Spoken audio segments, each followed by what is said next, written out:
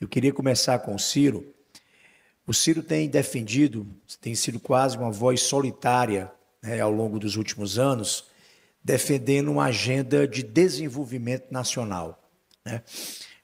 Inclusive dando caminhos objetivos, com começo, meio e fim, especificando quais são decisões de economia política, de política de industrialização, de decisões de natureza também de relações internacionais que o Brasil precisa tomar para que, de fato, se estabeleça de novo, após décadas, né, de não crescimento, né, um novo ciclo de desenvolvimento no país. Mas para que o Ciro fale de otimismo sobre esse futuro, ele tem falado também, tem feito críticas também ao que é hoje entrave, que são os entraves para que o Brasil cresça de forma sustentável e inclusiva, né, ao longo dos anos futuros. E um dos elementos que o Ciro tem pontuado é a perversa e cruel taxa de juros praticadas no país hoje, dentre uma de tantas condições que acaba criando um obstáculo definitivo para que o Brasil se desenvolva. Então, eu queria, Ciro, que você pudesse explicar o que você pensa sobre essa agenda de desenvolvimento na perspectiva do que é entrave e de como superar efetivamente esse entrave para que o Brasil possa produzir um ciclo de prosperidade futuro.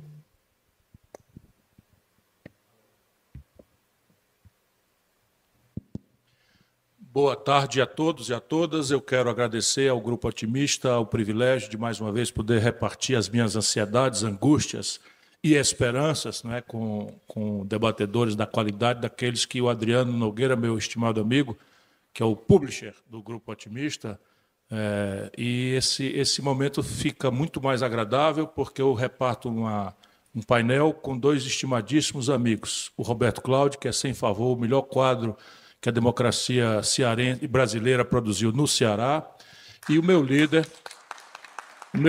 Mário Eringer, deputado mineiro, que conhece o Brasil, tem sensibilidade, é médico,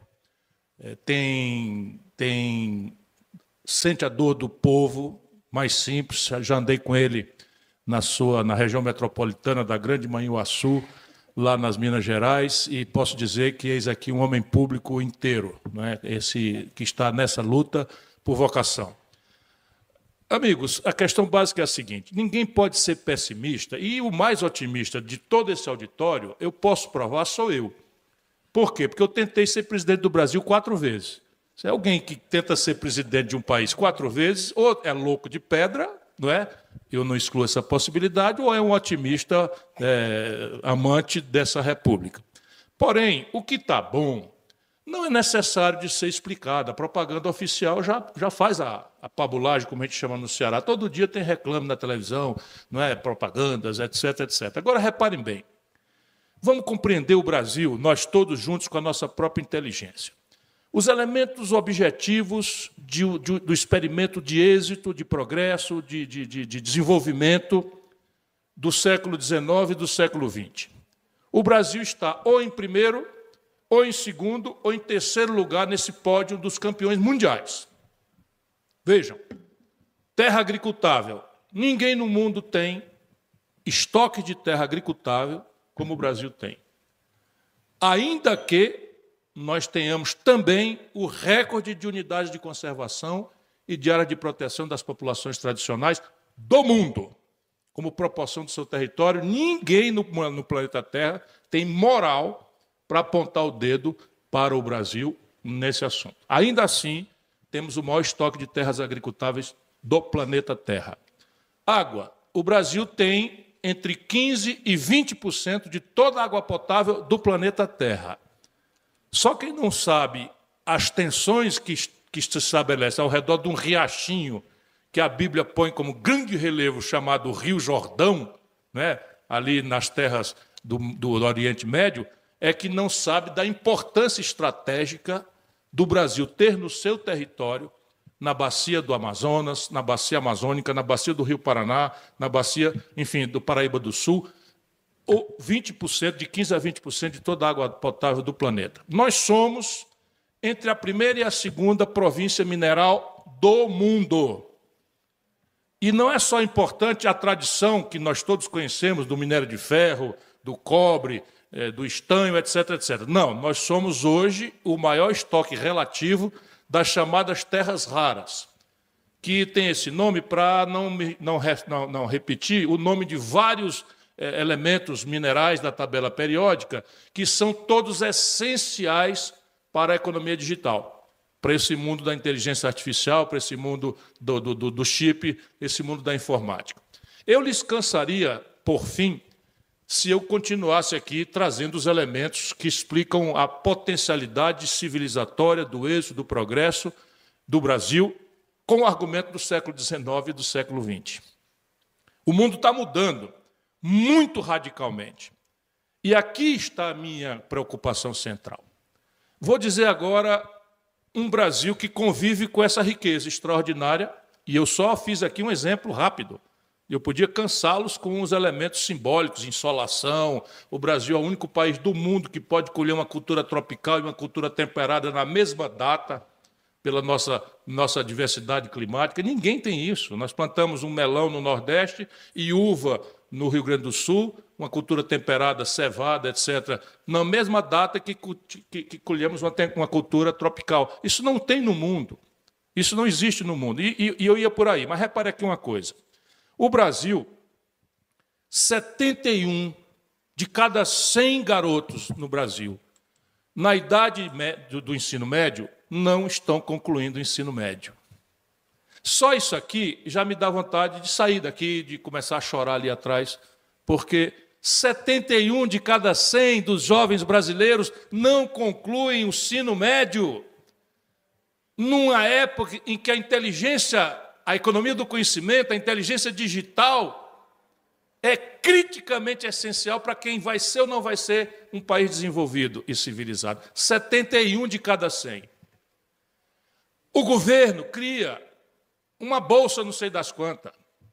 Isto é picaretagem ideológica. Porque há duas razões graves para 71 de cada 100 garotos não concluírem o ensino médio no Brasil. A primeira é que nós estamos impondo ao jovem brasileiro, a partir da pré-escola, um paradigma pedagógico do século XIX. Nós estamos impondo à nossa garotada um tipo de escola, um tipo de pedagogia, um tipo de educação, como se nós estivéssemos preparando um estudante francês do século XIX. É o decoreba. Em tempos de realidade virtual, em tempos de Google, em tempos de inteligência artificial, sabe? Em tempos de rede social, você ensinar que Pedro Álvares Cabral descobriu o Brasil por acaso, no dia 22 de abril de 1500, quando o garoto, não é, que tem o privilégio de ter o pai rico, está chegando junto com Pedro Álvares Cabral num óculos de realidade virtual. E já está discutindo se é por acaso mesmo isso, e se perguntando por que 6 anos antes, em 1494, Portugal e Espanha foram quase à guerra e tiveram um tratado mediado pelo Papa chamado de Tordesilhas. O Brasil tem essa contradição. Ora, mas isto é solúvel. Isto pode ser resolvido. Mas não será resolvido definitivamente sem imaginação, sem experimentalismo institucional, sem um projeto com começo, meio e fim, porque cada uma dessas gravíssimas tarefas, eu tomei uma aqui, mas eu poderia repetir a tragédia brasileira em matéria de ciência e tecnologia. O Brasil, Roberto, o Brasil é o 13º país do mundo em publicação de estudos científicos. 13º país do mundo em publicação em revistas especializadas de estudos científicos. E é o 76º país do mundo em registro de patentes. Olha o lixo que nós estamos produzindo. Olha a ociosidade da inteligência brasileira que nós estamos produzindo. E os melhores estão indo embora. Estão indo embora do Brasil, porque nem sequer o serviço público, que no passado retinha essas inteligências, hoje, com salários vis, não retém mais. Vai todo mundo embora. Vai todo mundo embora. Eu dei outro exemplo. Isso também demanda um projeto. Para onde é que o Brasil está indo em matéria de ciência, tecnologia e inovação? Qual é o orçamento compatível com a meta de curto, médio e longo prazo? Nós ouvimos aqui uma palestra. Planejamento no Brasil virou um esforço notável, generoso, de jovens talentosos como o nosso ministro aqui, e que não guarda a menor coerência com os tomadores de decisão no país. Porque nada sério se produz em nenhuma nação do planeta no curto prazo, da mão para a boca. Agora vamos rapidamente ao curto prazo. Aqui a minha angústia está se agudizando. Eu digo para vocês o curto prazo no Brasil. Repare bem, esse ano, ou nos últimos 12 meses, deputado Mareninja, nos últimos 12 meses, o Brasil pagou 1,2 trilhão de reais de juros. Como nós estamos em déficit primário, ou seja, o que o governo arrecada não dá para pagar o que ele gasta no ano, tudo isto foi para o montante da dívida. A dívida está crescendo de uma forma absolutamente explosiva, ninguém quer ouvir. Por quê? Porque a grande mídia brasileira é nepotista, está controlada por 5 famílias, todas elas comprometidas com a plutocracia que subornou o poder político no Brasil e com uma alienação trágica dos nossos líderes parlamentares, por exemplo, e dos nossos líderes do executivo. Para não falar, mas eu devo falar também, com a conivência absoluta e criminosa do nosso judiciário. Porque muitas ilegalidades, muitos crimes estão sendo cometidos, sem muita elasticidade na interpretação da lei. Exemplo prático. O Bolsonaro, com dificuldades fiscais, que todo mundo sabe que existem e tal, produziu uma aberração com o assentimento de 3/5 do Congresso Nacional, com todo respeito aos congressistas aqui presentes. 3/5 do Congresso Nacional fizeram uma emenda à Constituição, criando uma aberração jurídica que é inovar contra o fato julgado. Que nós que aprendemos o direito sabemos que a lei não pode inovar para prejudicar o patrasmente. Pois bem, o precatório é o julgado em fase terminal, contra o que não há mais recurso, é dívida líquida, pague-se. O Bolsonaro pega esta montanha de dinheiro e manda para o Congresso uma emenda à Constituição flagrantemente inconstitucional, porque colide com normas pétreas, cláusulas centrais, adiando até 2027 o pagamento. Ou seja, devo, não nego, pago quando quiser. No mundo real, na economia, esses precatórios micaram de valor. Vocês veem o que está acontecendo com o nosso país? Micaram de valor. Valia 100, eu tinha direito a 100 mil reais de uma indenização por uma coisa qualquer, passaram a valer 30, 40. No dia seguinte que esta movimentação de desvalorização de precatórios aconteceu, alguns bancos, 4 ou 5, 3 ou 2, um banco, foram ao mercado e compraram 98 bilhões de reais de precatórios. Com 30, 40, 50, 60% de deságio. Pois bem, no dia 28 de dezembro próximo passado, o governo do presidente Lula mandou pagar, dia 28 de dezembro, 100% desses precatórios, adiantando que o Bolsonaro, ilegalmente, e o Supremo tinha aceito que acontecesse, pelo valor de face. Ou seja, eu fui governador, eu fui prefeito, eu fui ministro da Fazenda, eu lidei com o precatório. Como era que era comigo?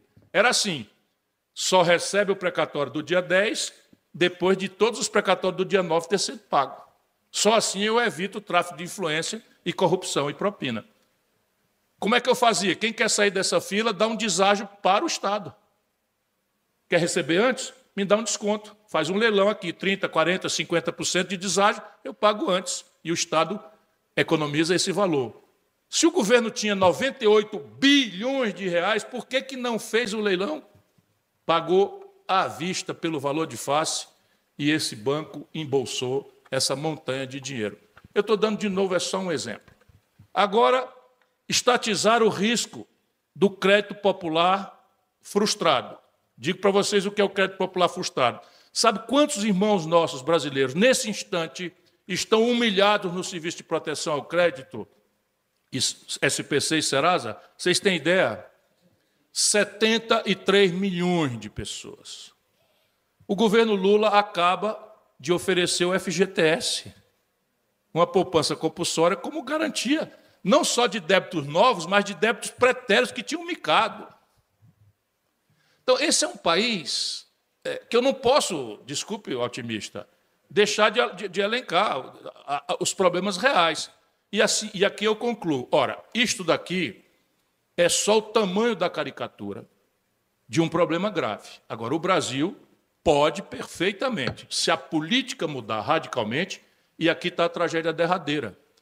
Se nós olharmos, o modelo de governança política do país é rigorosamente o mesmo, enquanto a sociedade se reparte em ódios e paixões. Famílias se dividem, ódios se semeiam, e o modelo de governança política qual é? O aliciamento de maiorias parlamentares, absolutamente contraditórias, pela exacerbação do suborno. 63 bilhões de reais de emenda parlamentar. Claro que tem um aqui, ali, outra acolá, honestas, mas mesmo esta honesta estabelece uma equação de disputa no parlamento absolutamente desigual, porque um deputado, por média, tem 60 milhões de reais para distribuir honestamente com prefeitos. Quando é que um jovem vai entrar na política e ter alguma chance no Brasil? Isso era assim com o Bolsonaro, na conta de 42 bilhões, é assim com o Lula, piorado para 63 bilhões. E se a gente não falar contra isso, e não é trivial, porque que o deputado se defenda, eu estou completamente de acordo, eu entendo tudo com a minha alma, eu sou um vivido parlamentar, eu mesmo fui deputado federal, etc. Porém, em contrapartida de nada, de nenhuma reforma estrutural, de nenhuma mudança nas coisas do país, não compreendo, não compreendo. Então você tem, e o problema que é os ódios se disseminando e a governança econômica rigorosamente a mesma. Rigorosamente a mesma, uma empulhação. Agora, qualquer canalha está liberado no Brasil se for anti-Bolsonaro. Qualquer canalice pode ser praticada se usar o álibi, o escudo de que é anti-Bolsonaro. E, do outro lado, qualquer canalice pode ser feita e praticada se for anti-Lula. Onde é que nós vamos parar? Definitivamente não é num país próspero e desenvolvido. Nós estamos indo por um problema gravíssimo. Qual é a característica desse problema gravíssimo? A dívida, ao crescer 1 trilhão e 200 bi num único ano, está fazendo assim, ó, quando o Lula tomou posse, fazia 500 anos, a dívida estava em 7 trilhões. Com 2 aninhos dessa brincadeira, o maior juro do planeta, a dívida está em 9.300. Este ano, quando interar dezembro, nós vamos para 10.400, 10.700 bilhões. O que acontece se uma dívida começa a galopar ligeiro demais? 2 sequelas, que já estão acontecendo. A primeira, ela encurta o prazo, porque o credor começa a ficar com medo de que não vai receber, então encurta o prazo. A segunda, encarece o valor, o preço. Então, a mentira do Banco Central do Brasil de que está com a taxa de juros mais alta do mundo para debelar uma inflação não se sustenta. Isto é, basicamente, para tentar indenizar a pedida da plutocracia financeira, do baronato financeiro, que está com a mão quente. Sabe quanto desses 10 trilhões de reais vence hoje? Overnight, por dia? Metade. Compreendem? A metade da dívida pública brasileira já vence quase metade hoje. Onde é que nós vamos parar? Então, eles rolam com esse juro desse tamanho e o olho está na porta de saída. Qual é a porta de saída? Especular no dólar.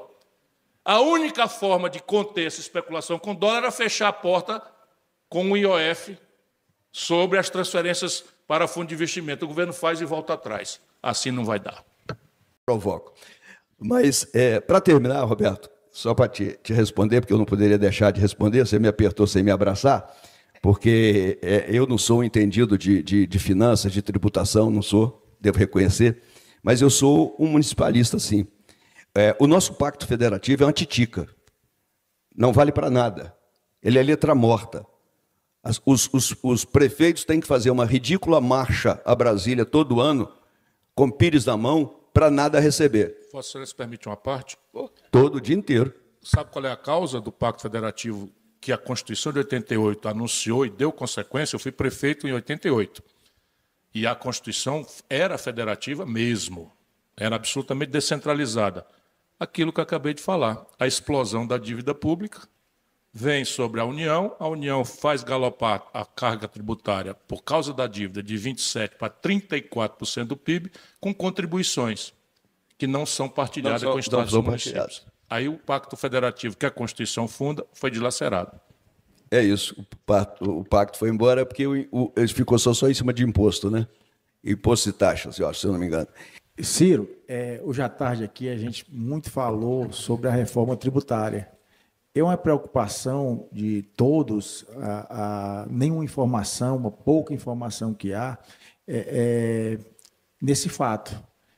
Mexe com toda a cadeia, todas as cadeias, todas as pessoas, e essa falta de informação, e a gente vai buscando, e é muito confuso. Como é que é esse ponto da falta de poder do município, que ele não vai poder mais negociar, incentivos para o Ceará, né? O Ceará, ele na sua gestão foi um choque na economia local, na indústria, na atração de empresas à custa de investimentos. Vou citar o exemplo aqui da Grendene, né, que é um dos maiores empregadores do Ceará. O que levaria uma empresa a sair do Rio Grande do Sul para produzir no semiárido nordestino, né? E agora, como é que fica com a reforma fiscal? É uma excelente pergunta. Eu até tentei chegar mais cedo, porque eu ia provocar o Bernard Pia aqui e o Mauro Filho, começando pelo seguinte. Nós estamos vivendo, meu caro Marerinde, que também gosta da boa leitura, um ambiente assim de nova língua, que é aquela expressão do George Orwell no livro de 1994, em que você está chamando alho de bugalho. E aí, como todo mundo repete, o alho acaba sendo bugalho e acabou. E alho não é bugalho. Então, é o seguinte, não aconteceu reforma tributária no Brasil. Todo mundo deve dizer, como assim? Não está lendo os jornais? Não aconteceu reforma tributária no Brasil. A gente precisa entender isso, senão nós não vamos entender o problema. O que aconteceu no Brasil que estão chamando de reforma tributária? Uma simplificação da tributação do consumo. Só que o modelo tributário no mundo inteiro tem vários fatos geradores de tributação. Patrimônio, renda, remessas ao estrangeiro, consumo, heranças, doações, são vários fatos geradores. Consumo, e o mundo inteiro tributa, mas a proporção de tributação do consumo na literatura e no mundo inteiro civilizado é a menor das proporções. Por quê? Porque tributar o consumo é a mais injusta forma de tributação. Todo mundo tem, mas é assim, qual é a proporção da renda, a proporção do patrimônio, a proporção o do consumo no mundo inteiro, e na literatura é o menor. Por quê? Porque quando um pobre compra, vamos lá, uma roupa, que não ficou nas isenções e tal, compra uma roupa, ele vai pagar, no caso brasileiro, a maior alíquota do mundo, 27% ou 28%, e quando um rico vai comprar a mesma roupa, paga 27%, 28%. Portanto, é muito regressivo. A pessoa mais pobre paga igual ao rico. E isso, portanto, é injusto. O que é que nós fizemos? Nós abandonamos essa obviedade nesse debate, deixamos a tributação de renda com 1000 perversões e regressividade, ou seja, o Brasil tem a mais severa regressividade de imposto de renda entre todos os países da OCDE. A mais severa regressividade. Eu fui ministro da Fazenda desse país. Nós tínhamos uma progressividade que eu criei, que começava com 7,5% e ia a 35% das grandes rendas. Eu cobrava, óbvio que todo mundo cobra, o mundo inteiro cobra imposto de renda sobre lucros e dividendos empresariais. O que é lucros e dividendo empresarial? Tudo que a empresa do Mário reinvestir, zero tributo. Tudo que a empresa do Mário passar para o Mário na pessoa física é renda. Tem que pagar. Eu fiz isso e o Fernando Henrique e o Lula revogaram não só a progressividade. Agora o Trump vai ser vergonhoso. O Trump está propondo aumentar a alíquota nos Estados Unidos, a maior, para 40%. Ou seja, ele é da direita e o Lula é da esquerda, que manteve a regressividade da tributação da renda no Brasil. Depois você tem, por exemplo, imposto sobre a propriedade. Só para dar um exemplo prático, Adriano, para mostrar que nós não tivemos uma reforma tributária. O IPTU, que o povo de São Paulo, da cidade de São Paulo, paga por mês, é o equivalente ao que o latifúndio do agronegócio mais rico do planeta Terra paga por ano de imposto territorial rural. Vocês ouviram bem? Então, o IPTU é um apartamento. Eu pago sobre a propriedade, pago X de IPTU por mês em São Paulo, o que o Brasil latifundiário paga por ano de imposto territorial rural, que é o IPTU das propriedades rurais. É concretude, são coisas práticas. Isso está igualzinho e tal. Lucros e dividendos, continua sem tributação. Então, o que acontece? Como você não tributa corretamente renda e patrimônio, e chama de reforma tributária uma reforma da tributação do consumo, nós vamos encavalar para chegarmos ao absurdo de termos a maior alíquota do mundo. Essa é a razão. Mas tem razões adicionais. Por exemplo, este é o único país do planeta Terra, que vai botar na tributação do consumo popular o buraco da Previdência. Isso não existe. Por quê? Porque unificaram PIS, COFINS no IBS, que agora não é mais I, é C. E a diferença, Roberto Cláudio, é que I reparte com estados e municípios e C não reparte com estados e municípios. Ou seja, o IPI, que hoje é base de repartição do Fundo de Participação, vai entrar na CBS, ou seja, vai subtrair receita. Então, essa é a primeira grande questão dessa imperfeição. A outra é que é o seguinte: óbvio que o mundo inteiro cobra um IVA. Qual é a característica do IVA? É uma tributação do consumo na ponta onde o consumo acontece, destacado na nota, de maneira que a cidadania adquire consciência política de que está dando R$ 58,00 para o lojista pela camisa e R$ 17,00 para o governo de imposto. Quando você vai para os Estados Unidos, quando você vai para a França, quando você vai para a Itália, é o preço da coisa plus tax. Devolve, boa parte, tem vários. Então é o seguinte: a lógica desse tributo na lei do mundo inteiro e na literatura é que ele é cobrado no destino. O que é que esses cidadãos fizeram aqui? Fizeram o quê? Botaram a cobrança no destino, só que o produto da arrecadação só vai ficar no destino em 2076. Botaram isso na lei. 2076, vocês estão ouvindo direito, não é 16, não. 2076. E esses malucos petistas do Nordeste aplaudiram tudo isso. 121 anos, né? E eu que você é mais novo do que eu. Eu vou estar com 150 anos já, né? Então, mas por que isso? Saca? Eu ia encarar nosso Bernardo Pia aqui. Sabe por quê? Porque este país tem uma realidade completamente atípica. Completamente. Qual seja? São Paulo, Rio, Minas e Rio Grande do Sul concentram 82% da produção industrial do país.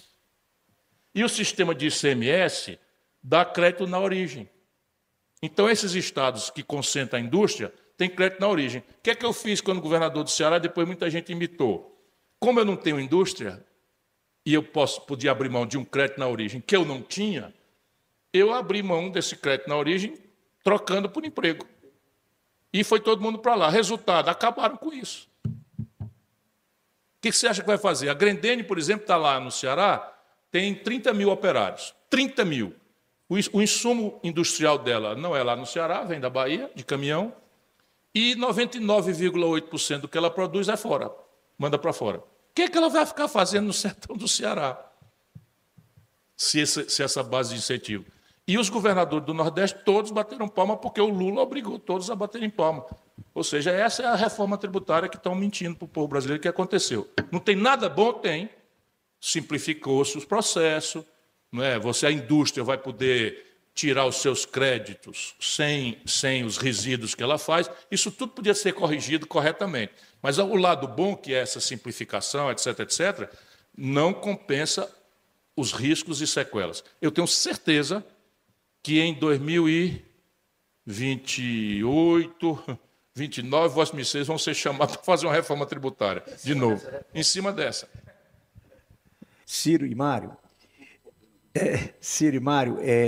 uma coisa visível e cada vez mais visível, né, aos olhos da população brasileira é que a gente, a despeito de viver num regime democrático de 3 poderes, a presidência da República tem cada vez mais sido fragilizada na sua afirmação enquanto poder, né? Seja, por um lado, por um Supremo que tem ido para além do julgamento das questões constitucionais, seja, por outro, pelo Congresso que tem tomado conta de boa parte do orçamento que deveria estar, muitas vezes, dentro de ministérios, sendo planejado e executado dentro de uma lógica de políticas públicas baseado em necessidades, seja pela falta de liderança para conduzir os destinos do país, as crises nacionais e afirmar os interesses nacionais para fora do Brasil.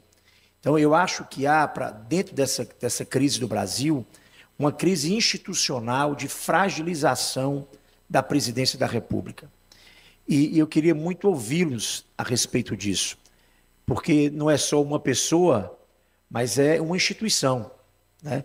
Uma presidência forte, afirmativa, clara, evidente, que tem capacidade de dialogar e construir com os outros poderes, certamente consegue produzir muito mais consensos do que a gente tem vivido. Às vezes eu fico vendo que muita gente culpa a polarização como a responsável pela crise do país. E muitas vezes é a fragilidade da própria presidência, a incapacidade dela de construir consenso, que talvez seja a real razão, né, para essa crise que a gente tem vivido. Eu queria muito ouvir o Ciro e o Mário a respeito, se concordam com essa observação e o que um presidente pode fazer para mudar essa relação com os outros poderes. Como eu andei interessado em pedindo o povo brasileiro para ser presidente, eu tenho frequentado essa questão na minha mais profunda intimidade e tal. E eu quero crer que eu tenho uma resposta, embora eu seja muito objetivo, embora algo prolixo e tal, porque eu acho que os problemas complexos merecem respostas complexas, soluções complexas. Eu acho que a questão é entender a gênese desse colapso da autoridade da presidência da República. Você, como tem o hábito de ser bonzinho, falou e tal, eu tenho muita inveja dele, porque ele é gente muito boa e tal. Na verdade, a presidência da República hoje é uma caricatura. Não serve para rigorosamente nada, a não ser passear a beleza relativa no estrangeiro e fazer simulações simulacros de mandonismo aqui, mas, na verdade, o poder político real da presidência da República acabou, não existe nenhum. Só que isso não é novidade. Tem se sofisticado essa usurpação do poder, mas não é novidade. Quando o Pedro II, por exemplo, foi aceitando o fim da escravidão, ele acabou sofrendo o que sofreu. A República entre nós foi um golpe de Estado militar e se deu basicamente pela erosão da autoridade de outrora de um imperador muito forte. O imperador Pedro II governou por quase 60 anos de estabilidade, de progresso. O Brasil chegou perto dos indicadores dos Estados Unidos naquela época. Ele próprio um iluminista, porque conciliou com a oligarquia, né, escravista e tal, mas quando ele começou a fraquejar, porque ele próprio era abolicionista, deu-se o golpe. Na sequência, você, para não ser muito... O Getúlio Vargas, quando viu o fracasso de 22, que foi uma tentativa, vamos dizer, despótica, esclarecida, de romper com esse pacto oligárquico, agora da oligarquia, de novo, reciclada, mas é a mesma oligarquia escravista, que agora toma outras características e tal, mas é a mesma, latifúndio, etc., etc., ele acaba topando uma revolução. Talvez a única revolução que de fato aconteceu no Brasil foi a Revolução de 30, que teve muita força porque tinha uma ideia, e essa ideia era popular, na proporção que a gente possa chamar de popular, que era uma classe média, liberal, esclarecida e tal, embora a massa popular rural não tivesse noção do que aconteceu, mas o Getúlio galvanizou isso e sofreu o pão que o diabo amassou, mas impôs a sua autoridade até o colapso dela no suicídio. O suicídio já foi uma tentativa de emasculação da autoridade da presidência da República pelos saudosistas do autoritarismo, da oligarquia, do escravismo redesenhado e tal, e ele faz um gesto político, com um manifesto que foi escrito por um ghostwriter, sob supervisão dele, disse que aquilo não foi um ato de um depressivo, embora provavelmente houvesse ali um componente, foi um ato político, não é? Em que adiou aquele golpe de 54 para 64. Depois você teve, para acelerar um pouco, você teve o Juscelino, estou voltando um pouquinho, o Juscelino governou acossado por essa gente. 1000 tentativas de golpe, até tentativa de assassinato, mas ele se sintonizou com a massa brasileira pelo redesenho apaixonante do nacional-desenvolvimentismo e o charme e a ideia que todo mundo estava vendo o Brasil 50 anos em 5, etc., etc. O que é que eu quero com essa história? O Fernando Henrique, com o Plano Real, tinha isso na mão, mas trocou pela reeleição. Então, se reconciliou com essa malta toda que vivia do imposto inflacionário. E o Lula tinha esta coisa na mão e trocou pelo poder, com a carta aos brasileiros, etc., etc. Nós estamos precisando de novo de uma ruptura dessa natureza. O caminho necessariamente há de ser o democrático, se depender de mim, mas nós precisamos de alguém que tope correr o risco de recelebrar, não é, essa relação e restaurar o que é democracia, porque da democracia, vamos ter clareza, só resta para nós um protocolo. Hoje o Brasil não é uma democracia. O poder real não está na mão do povo. O poder real está na mão de um pacto entre plutocratas e cleptocratas. É uma aliança de ladrões e barões, e é grave porque você tem hoje a grande mídia, 5 famílias e uma igreja, todos pensam iguais, todos se reúnem, jantam, e os bancos, que controlam absolutamente tudo. Só o Brasil, no mundo capitalista, 5 bancos controlam 83% de todas as transações financeiras. Ou você encara isso para tomar o poder de volta para uma expressão democrática, e aí isso como é que faz na prática? Anunciar a ideia, como Juscelino fez, como Getúlio fez, anunciar a ideia. Tentar que a aventura não seja tipo Collor, adjetivo em cima de simplificações grosseiras e tal. Claro que o povo não vai aceitar, não vai compreender a profundidade enciclopédica de um projeto nacional e tal, mas algumas ideias força têm que ser partilhadas para que você não se eleja você por si, mas você e um conjunto primicial de ideias. Em seguida, já entre a eleição e a posse, quebrar esse pacto oligárquico. Como? A grande saída é aproveitar o lado trágico do colapso federativo. Governadores e prefeitos estão todos quebrados, endividados e tal, e você pode perfeitamente recelebrar com eles. O caminho é que a dívida dos estados e municípios, hoje, ao redor de...